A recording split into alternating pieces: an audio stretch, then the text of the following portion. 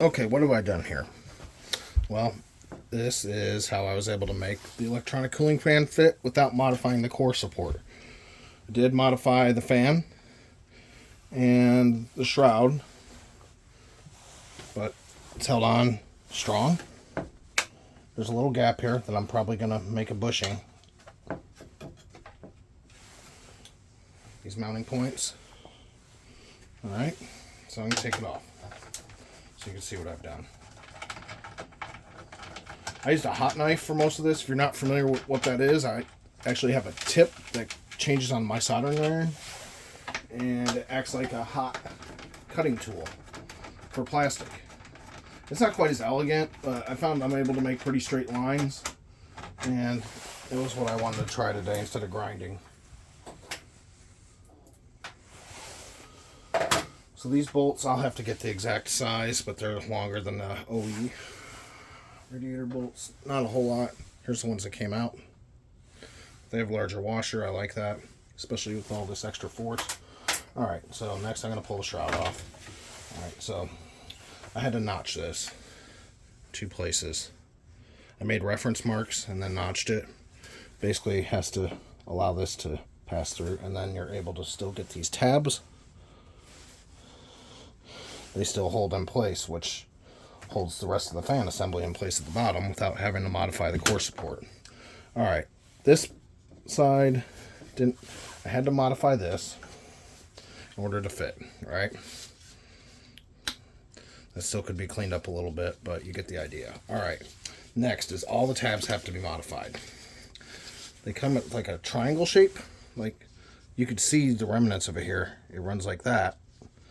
So I had to cut this like L piece off here, basically all of them.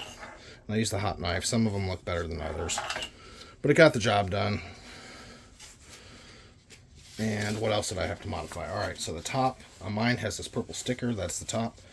Okay, so for the shroud to fit snug, same effect. There was this hanging up just a little bit, not quite as aggressive, but slight. But this made it to where it fits nicely. You can see on this one, I've not taken it off. But both these, top, left, and right, you have to do that. Then it's pretty easy to set this back in here. In fact, the way I have it situated makes it really easy. Alright. So, I'm not sure if you can see, but that bolt hole is very centered. So is this one.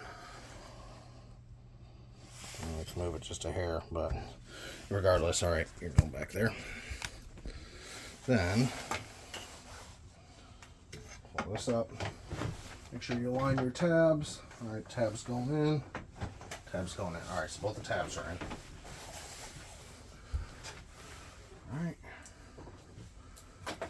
And we have our bolts. They start pretty easy because, like I showed you, it's like using the factory mounting points. So, why shouldn't it? It's almost like this fan was designed for this car. Almost.